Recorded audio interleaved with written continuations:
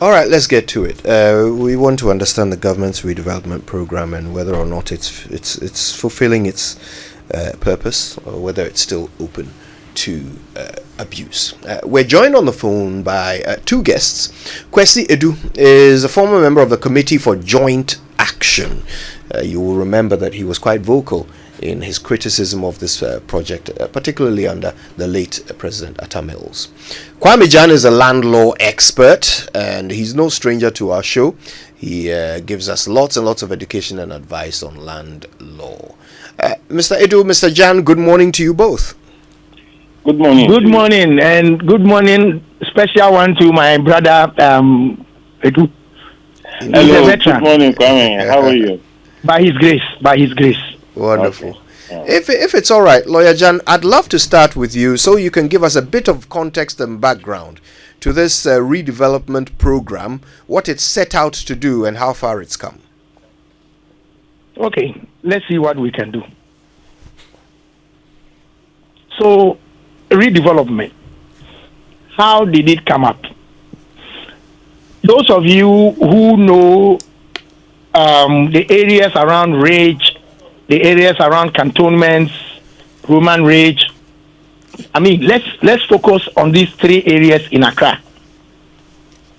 These areas were originally inhabited by colonial public officials and later post-independent government officials and political appointees. They lived in these areas. These are the generally well-planned neighborhoods. And the buildings were very low in density in terms of land scope.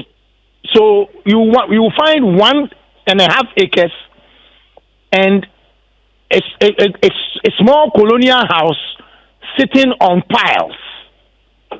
Now, the original purpose of those areas in terms of planning was that there should be low intensity or low density accommodations. That was the original plan. Then, subsequently, instead of the state creating more of those areas, because you see, and this is what I've been saying all along, everybody wants to stay at or live at Roman Ridge, cantonments, and so on. These areas were created by the intervention of the state in the planning process. So everybody wants to live in those areas. So redevelopment had a couple of objectives. One objective of redevelopment was to kind of reclassify those areas from low density or low intensity to maximum medium use areas. In other words, you repopulate the buildings in those areas, bring more people and more houses per square meter. It originally was not that bad an idea. And the whole point was you are changing the classification of the area. So rezoning is another name for, redevelopment is another version of rezoning and reclassification of the neighborhoods. So originally, the plan was populate those areas with more buildings. But the plan was also to use competitive processes to do their allocations. So if the place is zoned out, it is to be replanned. And not just any haphazard planning. It was to be replanned with the approval of the appropriate planning authorities. Then you go out there through a proper setup and you make available what you have, the parcels of lands that have come out of the rezoning. And people then will bid for those parcels. So with this kind of arrangement, you would have had a competitive process, an open and fair process for the allocations. Then, for some strange reason, at a certain point, everybody parted company with this kind of arrangement. So after the original redevelopment scheme, there has been redevelopment within the redevelopment, which is what is causing some panic, because some of these areas may end up becoming like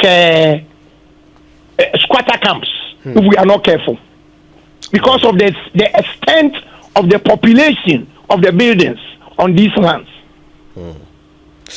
Thank you for the very extensive background there. We're also joined by Samuel Okudzeto Ablakwa. He's the Honourable Member of Parliament for North Tongu, and you will recall that he actually not terribly long ago took a matter to court where he accused or what he alleged that Jacob Echebilamte had used some wrong means to acquire some government land, particularly his home residence. Good morning to you, Mr. Okudzeto Ablakwa. Thank you for joining us. Hi, good morning, Kojo. All right. Now, before we come to you, Mr. Okudzeto Ablakwa, I want us to start with Mr. Kwasi Edu, because at some point, as lawyer Gyan, narrated, at some point, the process became subject to abuse. What nature did this abuse take? Let me start by saying that originally it was thought that if they were going to have this redevelopment scheme, most of the allocations will go to institutions, either government institutions, private institutions, to develop that. Now, so you will see from the list of allocations that in the first list of properties sold between 1999 and 2003, they sold them mostly to private companies, so that the population will not be so large. Now, if the government ever thought that the low density or low occupation of those lands were to be upgraded so that more people will be able to stay there, it was reasonable to expect that you will build those places and let more public servants live there, or if you are selling them to the private sector, the private sector will use them. And so that was what the first tranche of allocations were. Later on, it changed completely, and it got sold to individuals. Right. So, I mean, in your case, in the case that you were particularly involved in, I mean, you pointed out quite clearly that state land was being sold off to cronies. Yes. Walk us through, how exactly that was being achieved. I'm not sure how it was being achieved, but I know how they achieved them.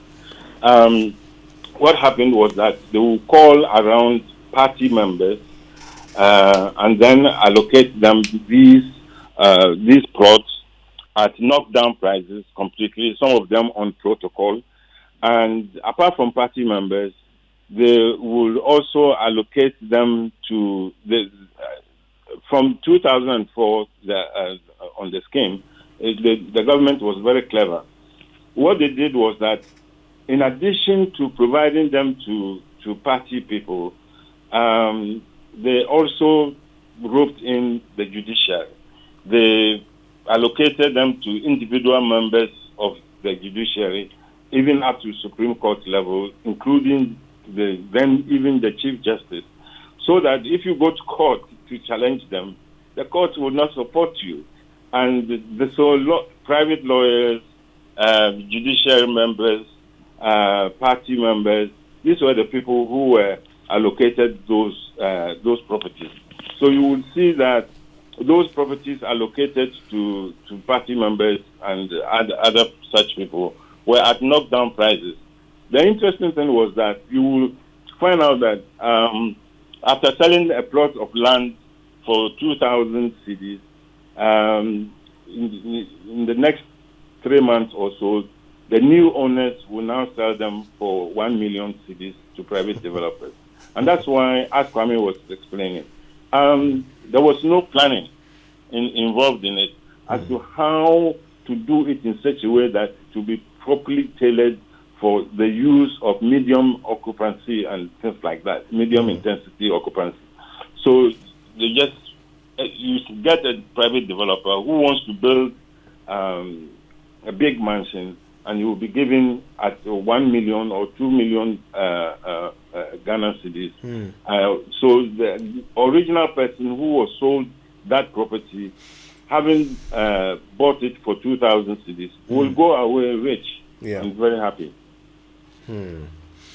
Well, I get the architecture of it. Now, Mr. Ablakwa, is this a policy that should be continuing? Is it still needed and fit for purpose? Well, thank you very much, Kojo, and let me say good morning to your distinguished panel and to all our viewers. To answer your question directly, pardon me, did I say viewers to all listeners? Well, yes, we have a few viewers online as well. So. Yes, so viewers and listeners. Yeah. So to answer your question directly, this policy, this land redevelopment policy, has totally outlived its usefulness. It's been probably the most abused policy in our country's history, and it should not continue. Where I stood in 2008 as a young student activist, when Dr. Mani Buama and I took the late Jacob Echebi Lamte to court, following a publication in the Ghanaian Times of 22nd November 2008, which we read, indicating that the land at Ridge, number 2 Mungo Street, very prime land, and the property that was situated on the land, which had been renovated not too long ago. Remember that that's property that the late Mr. Jacob Echebi Lamte stayed in as chief of staff. That was his official bungalow, serving as the first chief of staff of former President Kufuor. It had been renovated at great cost, and soon thereafter, it was sold to him. The principle we held then is a principle we still hold, and you notice that even when I served in government, I pursued this matter. I went for a review until it was determined in 2013, and I still hold the view that this policy has been abused. And if you look at the Supreme Court judgment, you look at page 54, this is a view which was eloquently espoused by Adenyera JSC, as she then was. If you look at page 54 of the judgment, with your permission, I'll just quote quickly. Sure.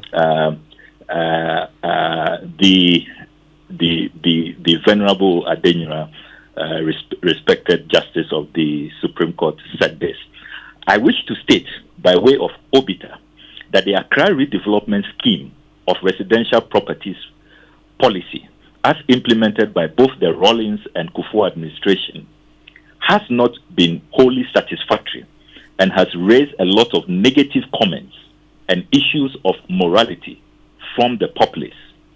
The implementation of this scheme has dislodged a lot of government and public officials from their homes to give way to luxury apartments, which only a few Ghanaians can afford to rent or buy. I would stress that since these public lands were initially used to provide housing for government and other public officials, space should be made available to decently house these officials, most of whom hold sensitive positions and thus need adequate privacy and security, unquote. So this is an eminent jurists agreeing with most of us that this policy has been abused, and it has led to the dislodgement of many public officials, high-ranking, who hold sensitive positions. Look, I can give you a tall list. Judges have not been excluded as victims of this policy. Public servants, civil servants, doctors who should be close, so that if there is an emergency, you need them close to Kolebu or close to Ridge Hospital. They can be in good proximity to save our lives. They've all been dislodged because of this policy. In the name of redevelopment, in the name of infilling, what happens is that the land is sold to people in private sector, sometimes under very dubious circumstances. Luxury apartments are constructed, as Mrs. Adenyina JSC stated in this judgment, and then it leads to many public officials being dislodged. And you see, it is important, Kojo, to stress that when you look at the implementation of this policy, we don't have clear guidelines. There are no clear guidelines as to who benefits, even how the land, if there is spare land, how it is auctioned, how it is sold, how you come to own title. It is shrouded in secrecy. A lot of opacity is done behind the scenes. Before you know, you receive an eviction order, leave as a public official or as a judge, and there are so many harrowing stories. You know, they just evict them, and then all manner of persons take over. So this policy, which as the respected lawyer Kwame Gyan has said, started well-intentioned in 1999 under President Rawlings, because you see a small bungalow on probably an acre or 2 acres of land. You can understand at the time we didn't have this population, we didn't have this level of development in Accra, particularly the rich cantonments, Laboni areas. Okay. But you see, over time, you know, that policy was meant to build more bungalows for public officials, but it's been abused. It's now going to private sector, all manner of persons. And you see, some of the examples are very, very startling. Kojo, don't forget that where the foreign ministry sits today, many people have forgotten that. Where the foreign ministry sits today, Ghana's Ministry of Foreign Affairs and Regional Integration, it was sold. It was sold in 2008. It was Professor Mills who came and reviewed that whole policy and said that all the people who had been allocated those lands, government is reversing the sale. They are no longer interested. That is how come we have the foreign ministry. So just imagine a whole land that had been designated for the foreign ministry of Ghana was sold to individuals. And if it did not take a change of government, President Mills stepping in, God bless his soul, and intervening, reversing, you know, those transactions, we would not have had the foreign ministry where it is. So I am on all fours with Adenyina JSC and the other Supreme Court judges who commended us for that legal action, who said that, look, there is clear abuse and that this policy has to be reviewed. Unfortunately, since this judgment, including the review in 2013, that review of the policy has not happened. And I was really saddened when I saw the Ministry of Works and Housing statement a few days ago, gleefully telling Ghanaians that that policy is still alive and that's what they are implementing. It's really sad. We are not being responsive, and we are not really doing what must be done as public officials who should be patriotic and who should put the national interest first. And I am really, really outraged that this policy is still on the books and is still being implemented and the abuse has gotten worse. Even members of parliament and even former presidents, and will not leave it, party chairmen, were all fingered in a list. That list was provided and by or during the time of John Peter Amewu as Minister for Lands and Natural Resources. We were promised a review, and Parliament equally said you were going to make sure that you review not only the policy but that list of over 400 Ghanaians who had actually benefited from this program. This was in 2017. We are in 2024. There hasn't been any report on this so-called review. There has not been any cancellations in pursuit of that. In fact, it's still continuing as was the case previously. So what can be done from Parliament or from even the executive to nip this in the bud, since you are so passionate about we not continuing with this process? I'm glad that you raised this perspective, Raymond. And if you check the records of the House, you will see our spirited effort, and I have been part of that effort to have a review of this policy. We have filed urgent questions because we need the evidence based upon which we will proceed. Those urgent questions, and the records will bear me out, relates to the lands minister providing all the lists, the full comprehensive disclosure of all those who have benefited under this redevelopment policy since 1999. Would you believe that lands ministers have refused to? They have totally failed to provide the list. The question is, what are they hiding?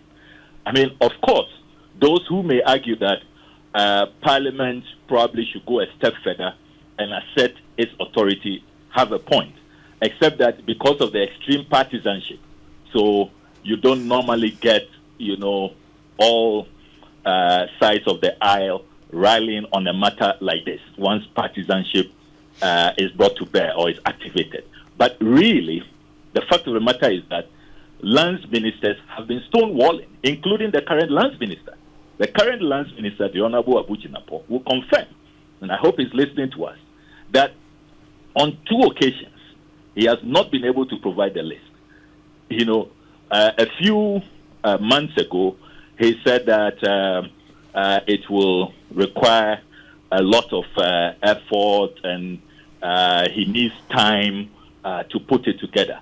But that was the last we heard from the minister on this issue. So Parliament has been pushing, because that is the first step. We need to know how it has been implemented, who have been the beneficiaries since 1999 that this policy came into force.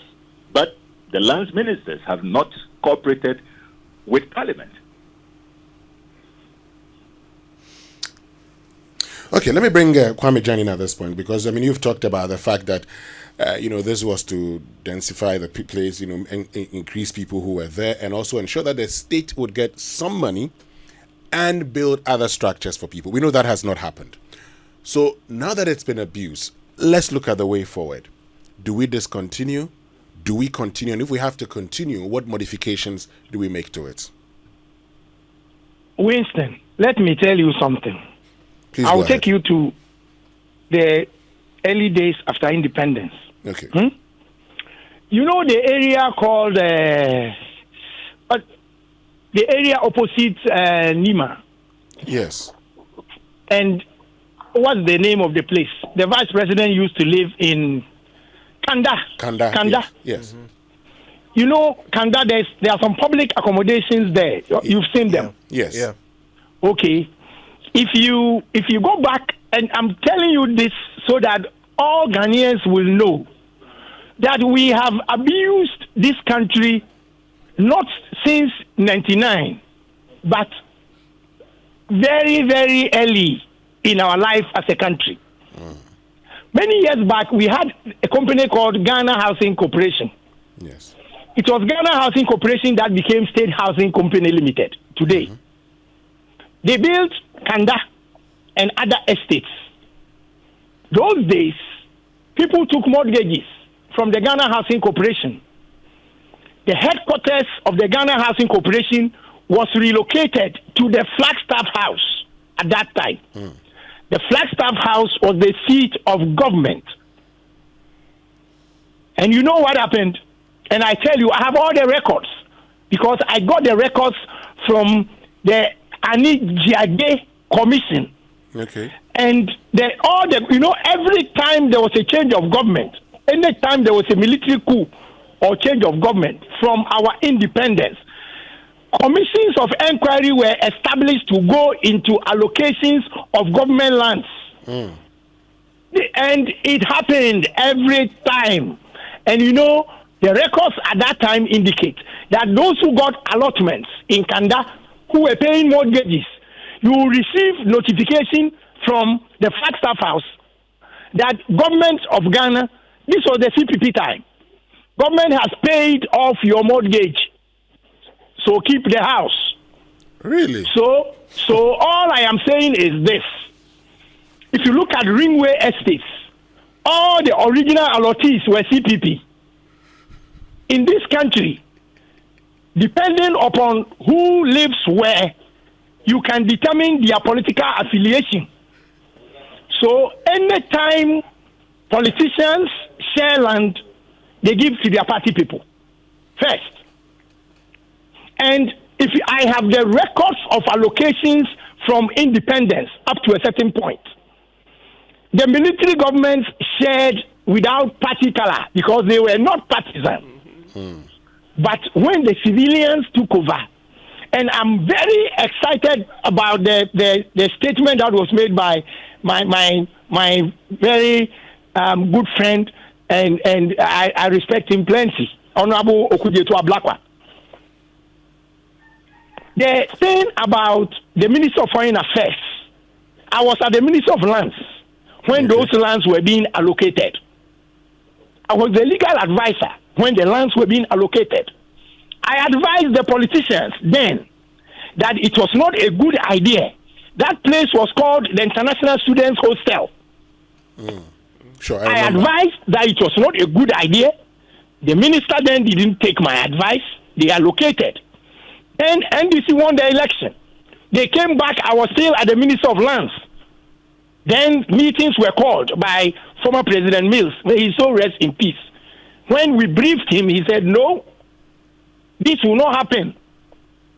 So I was advised to guide them as to how to reverse the allocations. So I did. And the allocations were reversed. But the interesting thing that Honorable Okudzeto Ablakwa probably didn't know or didn't say was that there were some people in the NDC government at that time who also insisted that the lands should be shared for NDC people. Oh. And yes, and Mills said, no, you don't take land from one group of politicians based on party affiliation or other reasons and share it for another group. That was the reason why the president directed that only state institutions would get allocations in that area. And so Honorable Okudzeto is very right. That area, NACOB has some land there. Ghana Revenue Authority was giving land. And I tell you, I was at the Minister of Lands, so I remember. Okay. So do we continue with the policy? The policy, I agree with the Honorable Member of Parliament.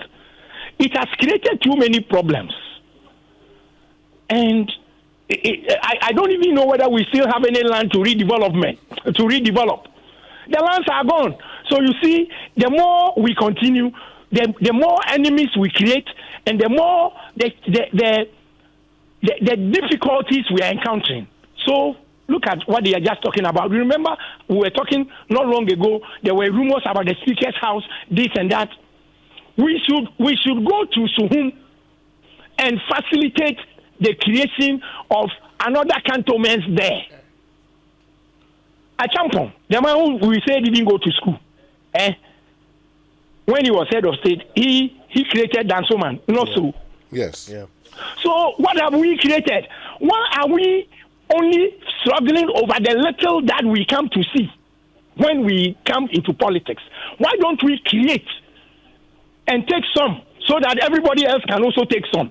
Why do we come and the small which has been created by the forebears, we still struggle on the small? I don't understand. So do we stop the redevelopment program? Do we stop this policy? The redevelopment program has actually stopped itself. What is there?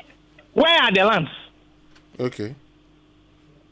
They should just let it go and find something else. There are lands, there are still some public lands which can be properly schemed with roads and so on. Why is everybody interested in cantonments? It's because of the amenities. We should recreate cantonments everywhere. Well, there's a thought. I think I'll leave the last word to Mr. Edu. If indeed this policy has outlived its usefulness, what would you suggest to be its replacement, if you like? How should we pursue the interest of providing affordable housing for government workers? If we are going to think of providing affordable housing to government workers, it is going to be very difficult to provide them in around the main parts of Accra or near cantonments, Roman Ridge, or because as Lawyer Gyan is saying, they are gone. They've already been sold. Now the ones that are left that they are selling are the very top people's ones. Tomorrow you hear that there is the CDS bungalow or land there is being sold. The next day is about the speaker's bungalow and things like that. They've finished the lower ones. So there's nothing there. When we are talking about providing affordable housing, we may think of other places where we can build affordable housing outside of these places because it's gone. You know, they use state power in an exercise of self-interest and have acquired all of them. This is state capture for individuals. So I don't know about affordable housing. And when we talk about affordable housing, you know, governments come and say we are building affordable housing. And then they go and build affordable housing in the middle of nowhere. Yeah. And people need transportation in order to access those places. Yeah. How many young people who have just finished university or tertiary education can have accommodation in, let's say, around the motorway where they built some of them, and then be able to pay for these houses within 3 months or go for expensive mortgages? So if the government is going to think about affordable housing for people, those areas around Roman Ridge, Ringway Estate, and things like that are almost all gone. So they must think of other areas where there are small plots and build mass housing for people in those places so that public servants will be able to live there. And even for private individuals who may want to rent some of them, will be able to rent some of them.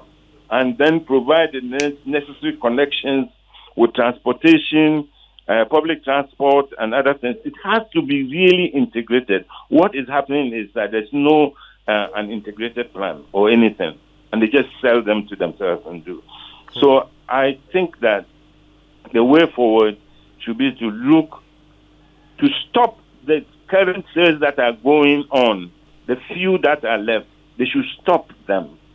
If they don't stop them, one day they may have to account for it. And then those that they are able to build houses for, let's say, a group of people, public servants and others, they should be able to build them. Where is all the money that the little money that they collected from the sale of these houses? Where are they? What did they use them for? What did they use them for? Do you think? I mean, this is clearly a policy which has been observed more in the breach than otherwise. Do you think we can reclaim some of the land that we feel has been wrongly allocated, wrongly sold? Can we get it back? You cannot reclaim it by going to court because the judges will rule against you. They have bought them, many of them were beneficiaries themselves. Now, having said that, I'm not saying that all the judges are like that. There is someone who was an appeal court judge and actually resigned because the government forcibly was taking over the residential accommodation for something else, the residential accommodation that he was occupying. And he actually resigned from the appeal court. Not all of them are like that, but many of them are.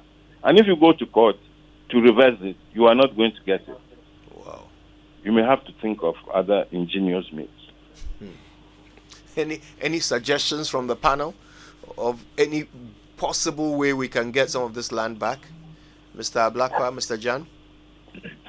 Yes, Kojo. Can you hear me? Yes, we can, yeah. Yes. My recommendation will be a full-scale national inquiry. And let's go as far back as we can go, even if you like, before the 1999 policy.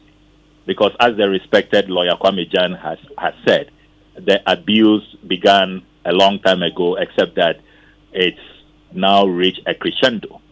It's been increasing over a period. And I am glad that former President Mahama announced not too long ago that he would like to commission a national inquiry, like we had the Judgment Debt Commission of Inquiry, have a commission of inquiry into what has happened. Because clearly, Parliament has faced challenges. Anytime we have asked for full disclosure, ministers have been stonewalling. And the extreme partisanship has made it difficult for Parliament to really get to the bottom of this and stop this. So a national inquiry will be required. But before that inquiry, let us mount pressure for the president. The president can announce today that policy has been suspended or that policy is no longer being implemented. Just a presidential directive, because this is not some law or some constitutional provision that requires, if you like, a laborious, amendment process. It's not that. It's just a little policy done by the executive. So the president can announce today. So let the agitations continue, but clearly we will need a commission of inquiry. And you see, we need to demand high integrity from public officials. I mean, how does it sit in your conscience that you are given a public position to be in charge of our resources? Then you arrogate those resources to yourself. I think that, look, we should start naming and shaming. Look, if we publish this list and moving forward, when people know that if you are given, public positions and your actions, your acquisitions, what you engage in will be subjected to public scrutiny, I think that people will be careful and people will think twice when some of these look, all of us have served in government. The offers are made. the people will call you. But you must have some principles. You must say that, look, as for this one, I mean, if ordinary workers, people in the private sector, people in the civil service can save and buy land and build their own houses, why can't you as a minister or as a top public official? So people have no excuse for engaging in these things. It's just greed, lack of patriotism, and lack of the national interest. So I would say that a full-blown national inquiry should be the way forward. But before then, let's mount pressure on the president to immediately suspend this policy. Okay, thank you very much. Samuel Okudzeto, Ablakwa, lawyer Kwame Gyan, and Mr. Kwasi Edu, thank you so much for giving us your time this morning. Thank you. Thank you very much. Thank Much you. appreciated.